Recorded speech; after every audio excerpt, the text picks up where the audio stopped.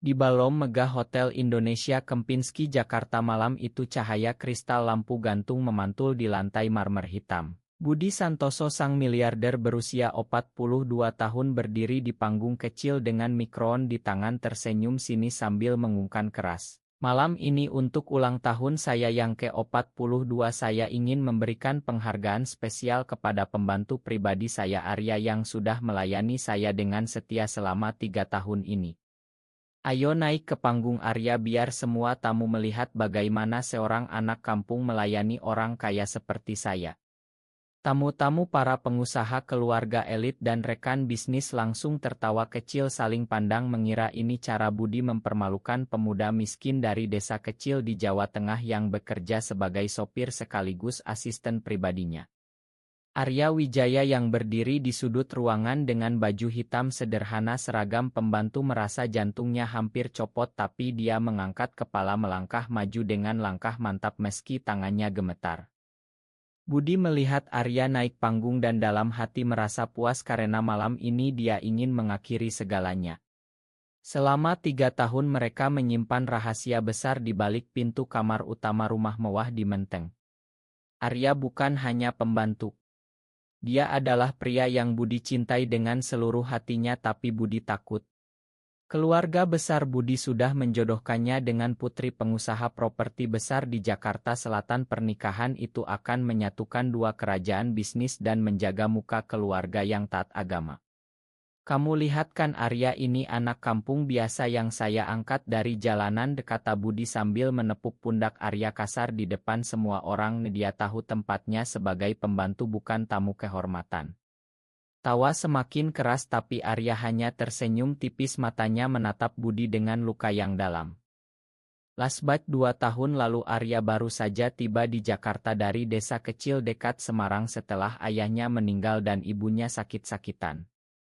Dia melamar pekerjaan sopir di perusahaan Budi melalui agen dan saat wawancara di kantor pusat Budi langsung tertarik pada pemuda 20 genep tahun itu yang sopan rajin dan punya senyum yang membuat hatinya berdegup aneh.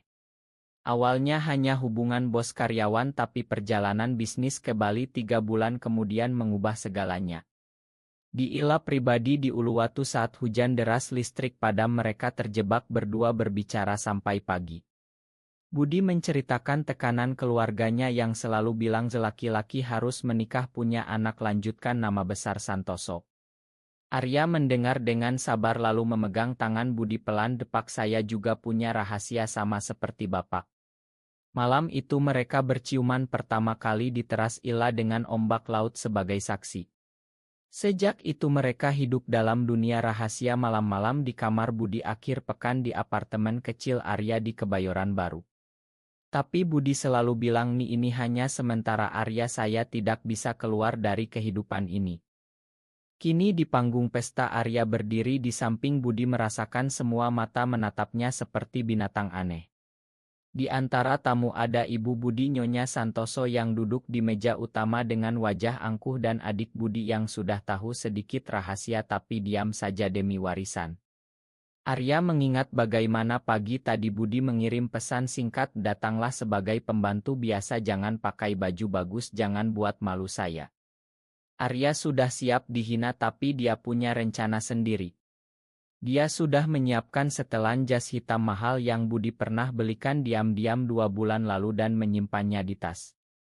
Saat Budi selesai bicara Arya membungkuk sopan lalu turun panggung menuju toilet.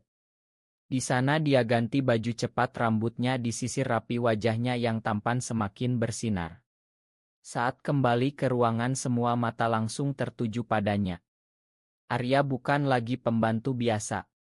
Dia tampak seperti pria sukses yang setara dengan tamu-tamu di sana.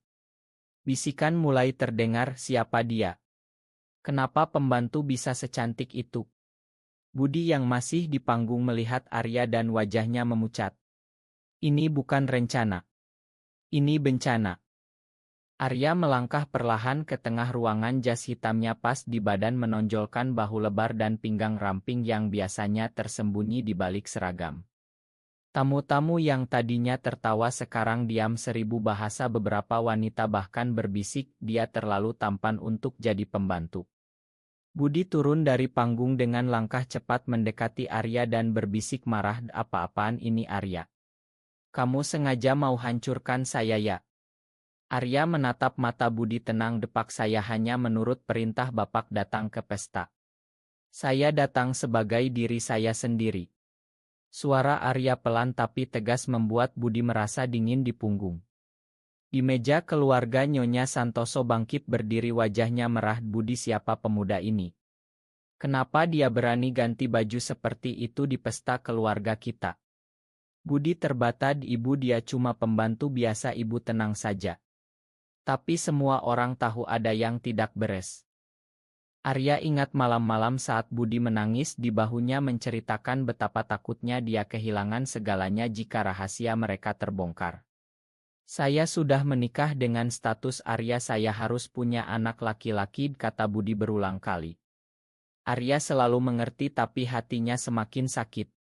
Dia mencintai Budi bukan karena uang tapi karena pria itu pernah menolong ibunya bayar rumah sakit diam-diam. Arya juga punya mimpi sendiri, ingin membuka usaha kecil jualan kopi di kampungnya, tapi dia tunda semua demi Budi. Di pesta ini Arya memutuskan sudah cukup. Dia tidak mau lagi disembunyikan seperti barang haram.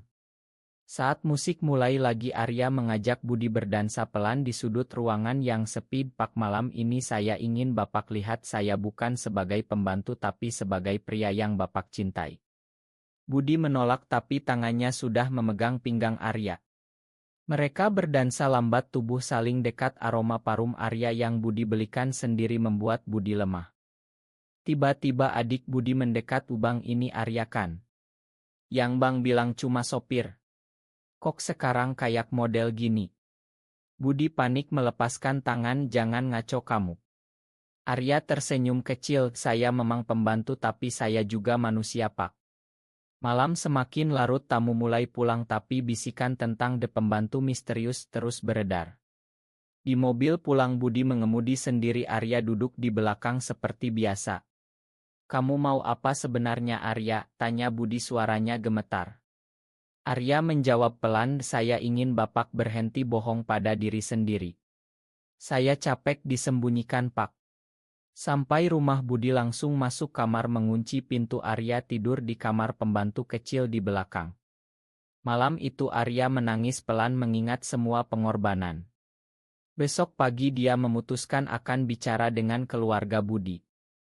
Pagi berikutnya rumah mewah di Menteng masih sepi. Budi bangun dengan kepala pusing memikirkan pesta semalam. Ibu dan adiknya sudah menunggu di ruang makan. "Budi, jelaskan siapa pemuda itu sebenarnya?" tanya ibunya tegas.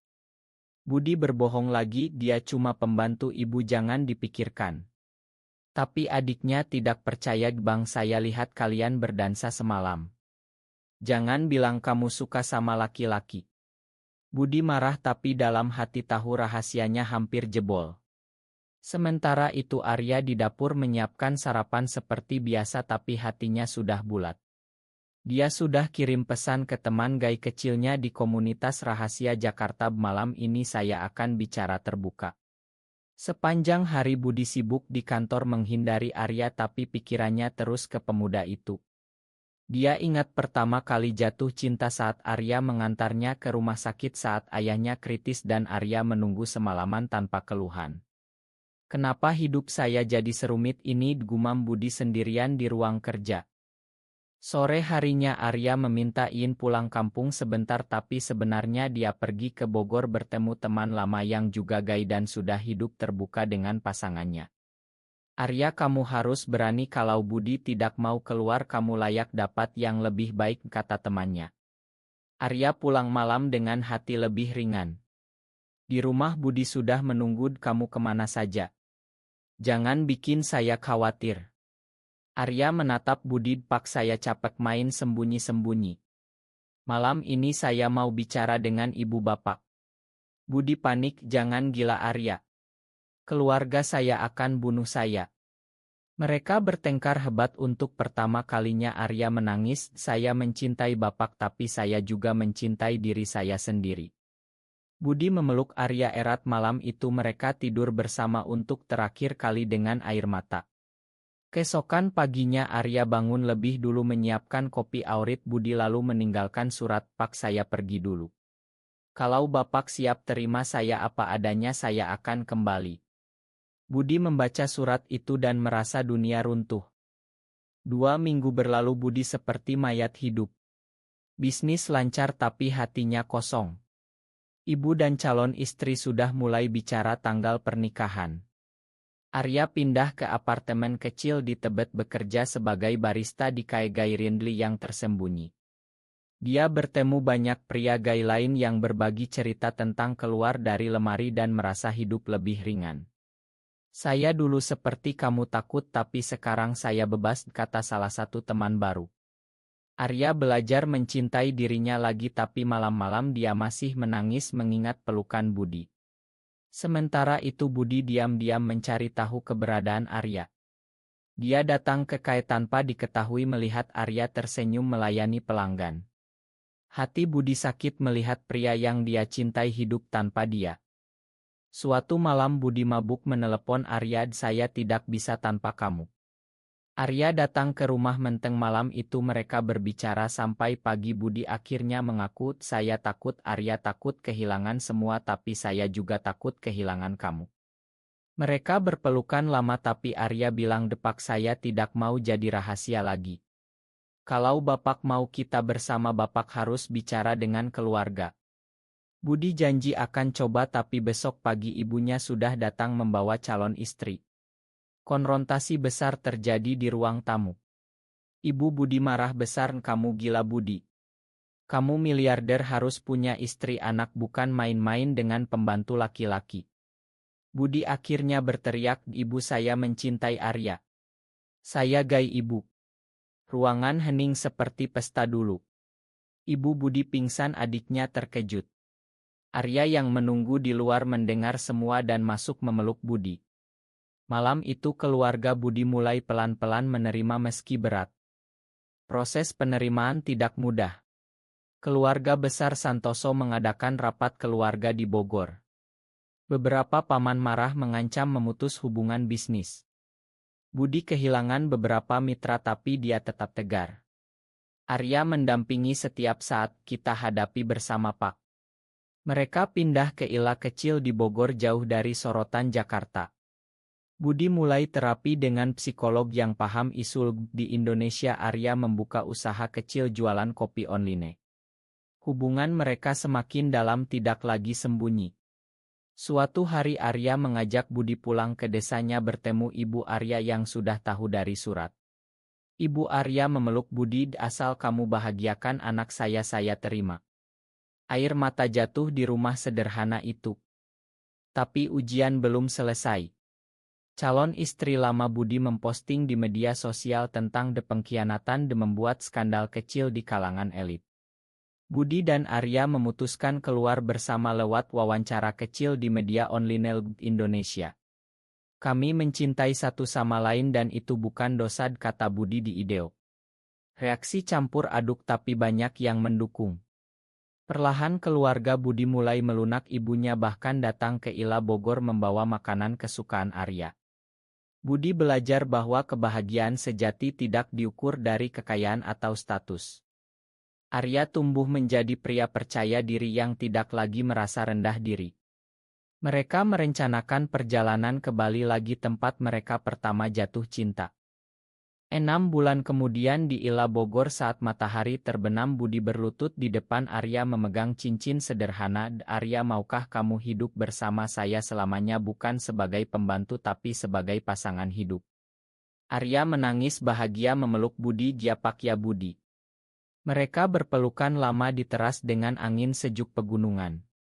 Keluarga Budi sudah mulai menerima meski pelan-pelan adik Budi bahkan datang berkunjung. Usaha Arya berkembang, Budi tetap menjalankan bisnis tapi dengan hati lebih ringan. Mereka sering ke Jakarta tapi selalu pulang ke rumah kecil mereka yang penuh cinta. Perjalanan panjang penuh air mata, pengkhianatan, pengorbanan dan akhirnya penerimaan membuat mereka lebih kuat. Di Indonesia yang masih penuh tantangan bagi pasangan sesama jenis, mereka membuktikan bahwa cinta sejati bisa menang. Malam itu mereka duduk di teras minum kopi. Arya buat sendiri. Budi memeluk dari belakang. Terima kasih sudah sabar menunggu saya Arya. Arya tersenyum. Kita sama-sama tumbuh Budi. Hidup mereka kini penuh harapan meski masih ada tantangan tapi mereka siap hadapi bersama. Apakah seseorang harus menyembunyikan identitas dan cinta sejatinya demi menjaga harmoni keluarga dan status sosial? Benar atau salah?